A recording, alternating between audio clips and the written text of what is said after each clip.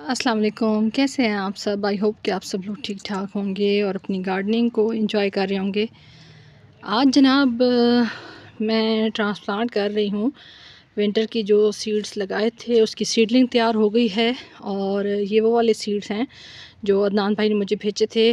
अब ये बिल्कुल ट्रांसप्लांटिंग के काबिल हो चुके हैं, क्योंकि अगर मज़ीद अब हमने लेट किया तो इनकी जो ग्रोथ है वो ख़राब होना शुरू हो जाएगी और उसके बाद इनके पत्ते जो हैं वो पीले होके तो ड्राई होना शुरू हो जाएंगे।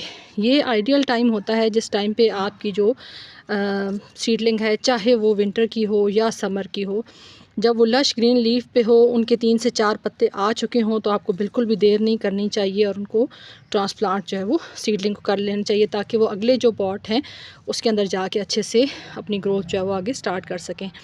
इसके अंदर जो आज मैं ट्रांसप्लांट करना शेयर कर रही हूँ वो मैं करूँगी ये जो वाइट डायमोर है, अफ्रीकन डेज़ी, इसकी जो वाइट कलर है उसकी सीडलिंग मैं आज ट्रांसप्लांट करना शेयर करूँगी। क्योंकि फ़िलहाल जो है वो क्या हमेशा से यही चक्कर होता है कि जो हमारे पास पॉट्स होते हैं वो और मिट्टी हमेशा उसकी तंगी रहती है। तो आज जो मैंने मिट्टी अरेंज की है या जो वेस्ट मटेरियल जिसके अंदर मैं सीडलिंग ट्रांसप्लांट कर रही हूँ, तो उसके अंदर जो है वो फ़िलहाल यही ट्रांसप्लांट हो सकती है, क्योंकि इतनी गुंजाइश है।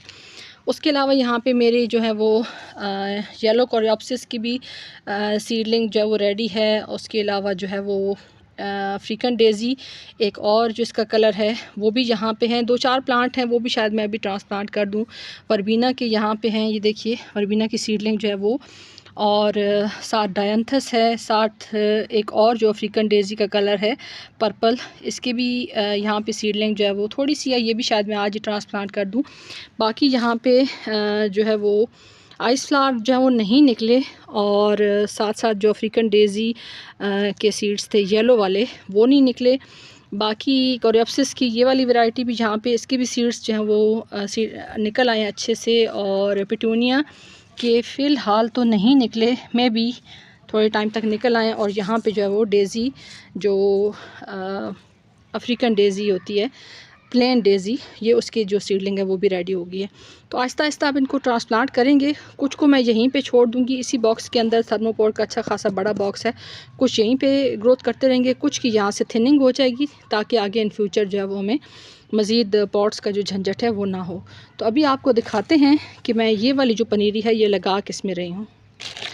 ये मैंने बास्केट आप कहें या रिंग कहें, जो भी आप कहें, ये जो स्नैक्स वगैरह के होते हैं दुकानों पे आम तौर पे, लेज़ वगैरह के, ये उनके जो है वो बास्केट्स हैं, और इसके अंदर जो है वो मैं लगाऊंगी। ये देखिए इसके अंदर क्योंकि काफ़ी सारी गुंजाइश है, और यहाँ पे इस जगह पे मैं कोशिश करूँगी कोई ऐसी चीज़ लगा दूँ कि थोड़ी सी ऊपर हो जाए, यहाँ से सॉइल जो है वो, क्योंकि यहाँ से काफ़ी गहरी है, ये देखिए इतनी लेंथ है, इसकी गहराई है। और ये जो वैरायटी है जिसको अभी हम ट्रांसप्लांट कर रहे हैं, ये इसकी बहुत ज़्यादा डीप रूट्स नहीं जाती, तो उसके लिए ये बेहतरीन चीज़ है, ये देखिए। और इसके अंदर जगह भी काफ़ी सारी है, तो हमारी सारी सीडलिंग जो है वो अच्छे से इसके अंदर सेट हो जाएगी। पिछले कुछ टाइम से मैं कोशिश करती हूँ कि बहुत ज़्यादा जो है वो पॉट्स एक वैरायटी के तैयार ना करूँ, मैक्सिमम एक ही पॉट के अंदर जो है वो काफ़ी सारी वैरायटीज़ लग जाएँ, तो वो मेरे लिए भी सहूलत हो जाती है कि सीड्स कलेक्ट करने में भी मुझे आसानी हो जाती है। तो इसको हम फिल किस तरह से करेंगे, या तो आप इसके अंदर शीट बिछा सकते हैं। मेरे पास ये एक पुराना कवर पड़ा हुआ है टेबल का, और ये टूट गया था, तो मैं इसको यहाँ ले आई थी। आम तौर पे इस तरह की जो चीज़ें हैं उनको मैं यहीं पे लेके आती हूँ, ताकि मेरे काफ़ी सारे काम आ जाएं। शीट बिछा दी है। उसके अलावा यहाँ मेरे पास लहसुन के काफ़ी सारे छिलके मैं एक शॉपर में डालती रही हूँ, तो मैंने कहा जब यहाँ पे ज़रूरत पड़ेगी तो मैं ले आऊँगी। वो मैंने बिछाए हैं नीचे सरफेस पे, और इस शीट के अंदर मैंने होल कर दिए ताकि पानी ड्रेन आउट होता रहे। उसके ऊपर जो है वो मेरे पास इस टाइम पे जो छिलके किचन से निकले थे वो भी मैं ले आई थी, यहाँ पे मैंने वो डाल दी हैं। इसके ऊपर अब डालेंगे मिट्टी।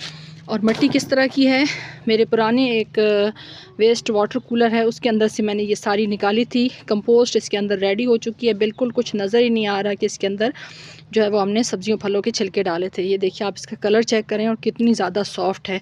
तो कंपोस्ट मिली मिट्टी का आपने इंतखाब करना है जब भी सीडलिंग ट्रांसप्लांट करें, ताकि उसके अंदर जो है वो आपके प्लांट्स को, ये देखिए कितना खूबसूरत इसका कलर है, ब्लैकिश ब्राउन। तो ये डन हो चुकी है, इसी को हम इसके अंदर ऐड करेंगे। अगर आपके पास ये वाली कंपोस्ट नहीं है तो आप काऊ डंग का एक हिस्सा गार्डन सॉइल, एक हिस्सा सैंड और एक हिस्सा इसके अंदर जो है वो काऊ डंग का ऐड करके अपनी सॉइल को तैयार कर सकते हैं। तो अभी इसके अंदर इसको डालते हैं, फिल करते हैं। अब इस सीडलिंग को पानी मैंने दे दिया था ताकि जब मैं इनको निकालूं तो किसी किस्म का जो है वो इनको शौक ना लगे। ये देखिए कितनी अच्छी माशाल्लाह से इनकी रूटिंग हो रही है। तो इनको निकाल के पहले सारी मैं जो सीडलिंग है वो निकाल लेती हूँ। और ये सारी जो है सीड्स के मुताबिक ये सारी वाइट कलर की है, तो इसलिए एक ही जगह पे जब इसके वाइट कलर के फूल खिलेंगे तो आप इमेजिन कर सकते हैं कि कितना खूबसूरत जो है वो पॉट लगेगा।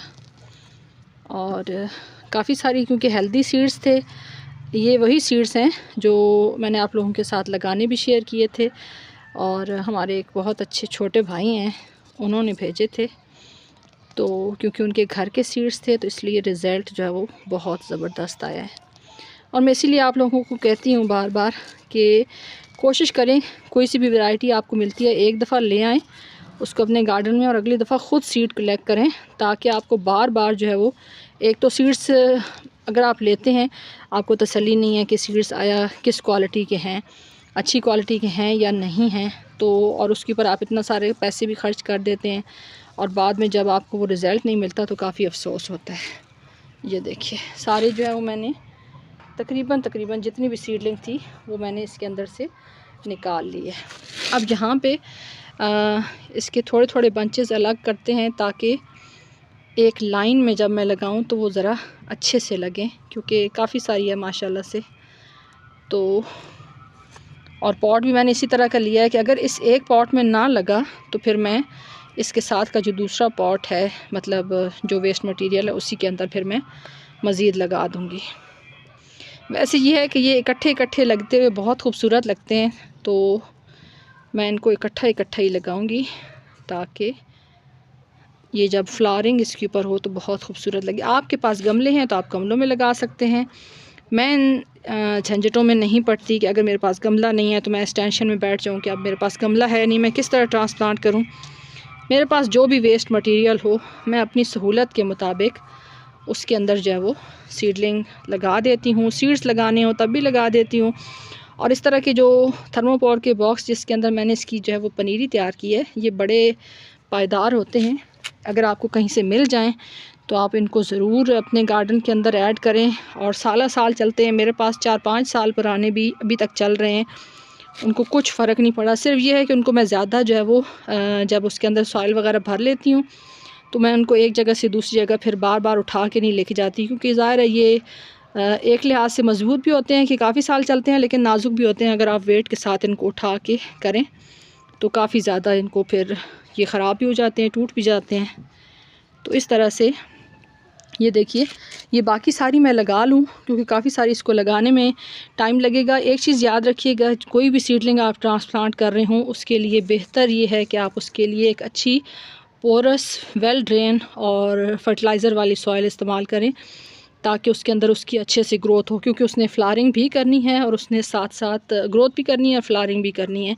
और लिमिटेड सा टाइम होता है जो होता है विंटर का, ज़ाहिर है फरवरी जैसे ही स्टार्ट होता है तो फिर इसके अंदर जो है वो मौसम की चेंजिंग स्टार्ट हो जाती है और एकदम से मौसम जो है वो बदल जाता है। थोड़ा सर्दी जो है वो गर्मी की तरफ शिफ्ट हो जाती है। तो थोड़े से टाइम में अच्छी फर्टिलाइज़र वाली सॉइल दें ताकि प्लांट अपनी भी ग्रोथ करे अच्छे से और आपको खूबसूरत फूल भी दे जाए। वैसे ये है कि हमारे यहाँ के वेदर के हिसाब से आराम से मई, कई दफ़ा हालात जो हैं वो मौसम के बेहतर हों तो मई एंड तक भी चल जाते हैं, और अगर थोड़ा सा मौसम जल्दी गर्म हो जाए तो फिर ये है कि अप्रैल एंड और मई स्टार्ट तक जो विंटर के जो फ्लावरिंग प्लांट्स हैं वो ख़त्म हो जाते हैं। लेकिन ये है कि उस टाइम तक अगर आपने अच्छी मट्टी बनाई हुई है तो फिर ये है कि वो फूल भी आपको दे जाएंगे और ढेर सारे सीड्स भी, ताकि अगली दफ़ा आपको फिर लेने की ज़रूरत ना पड़े। ये देखिए, ये मुझे लगता है कि एक में नहीं आएंगे क्योंकि काफ़ी सारे सीड्स हैं, तो ये जो इसके साथ का दूसरा मैंने आपको बास्केट बताई थी उसकी भी ज़रूरत पड़ेगी। और मैंने इस चीज़ को माइंड में रख के ये वाली मट्टी जो है वो रखी थी कि अगर ज़रूरत पड़ जाए तो उसके अंदर भी हम जो है वो अपनी सीडलिंग को ट्रांसप्लांट कर दें। ट्रांसप्लांट करने के बाद आपने ये करना है कि इसको रखना है शेडी प्लेस पे, क्योंकि बेशक सर्दी है, मौसम ठंडा है, लेकिन ये है कि सीडलिंग शॉक से ट्रांसप्लांटिंग के शौक़ से निकलते निकलते 3-4 दिन तो लगा ही लेगी।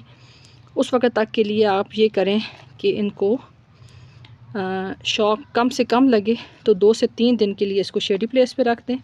ये बाकी जो सीडलिंग है इसको मैं बाद में लगाऊंगी। इस एक की सीडलिंग मैं पूरी तरह लगा लूँ, फिर मैं आपके साथ शेयर करती हूँ।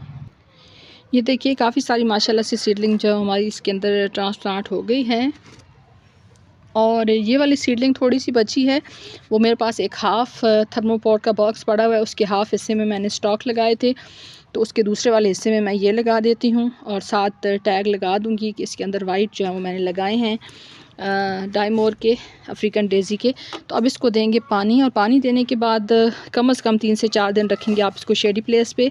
उसके बाद आपने इसको धूप में रखना है और नेक्स्ट पानी एक दफ़ा जब भर के पानी दें ताकि ड्रेन आउट हो जाए ड्रेनेज होल से एक्स्ट्रा पानी, और उसके बाद नेक्स्ट पानी आपने तब देना है जब आपको ऊपर का सरफेस हल्का सा ड्राई लगे, क्योंकि गर्मियों में पानी जल्दी ड्राई हो जाता है लेकिन सर्दियों में इतनी जल्दी मॉइस्चर लेवल जो है वो ख़त्म नहीं होता, नमी बनी रहती है। तो इसलिए भर भर के बहुत ज़्यादा पानी जो है वो आपने नहीं देना। अक्सर जो बहन भाई हैं वो कहते हैं कि सीडलिंग तो अच्छे से लगा ली थी लेकिन उसके बाद वो चली नहीं, गल गई या ख़त्म हो गई। तो उसकी मेन वजह यही होती है कि आप इतनी ज़्यादा मेहरबानी करते हैं उनके ऊपर पानी दे दे के, जो अच्छी खासी हेल्दी सीडलिंग होती है उसको भी आप मार देते हैं। तो आई होप कि ये शेयरिंग जो मैंने आप लोगों के साथ शेयर की है कि आपको अच्छी लगी होगी, इन्फॉर्मेटिव लगी होगी। अगर आपने भी अभी तक अपनी सीडलिंग को ट्रांसप्लांट नहीं किया तो कर लें, और अगर आपने सीड नहीं लगाए तो तैयार पनीरियाँ इस टाइम पे नर्सरी पे मिलती हैं, आप उन पनीरियों को ला के भी अपने गार्डन के अंदर ट्रांसप्लांट कर सकते हैं। नेक्स्ट ईयर के लिए ख़ुद उनके सीड्स जो हैं वो कलेक्ट करें और अगले साल अपने गार्डन के सीड्स अपने घर के कलेक्ट किए हुए सीड्स को ग्रो करके अपने गार्डनिंग को आगे बढ़ाते रहें। वीडियो अगर आपको अच्छी लगे तो वीडियो को लाइक कर दें, चैनल पे फर्स्ट टाइम आ रहे हैं तो चैनल को सब्सक्राइब कर दें। आप सबकी वीडियो देखने का बहुत बहुत शुक्रिया। अपना ख्याल रखिएगा। अल्लाह हाफ़िज़।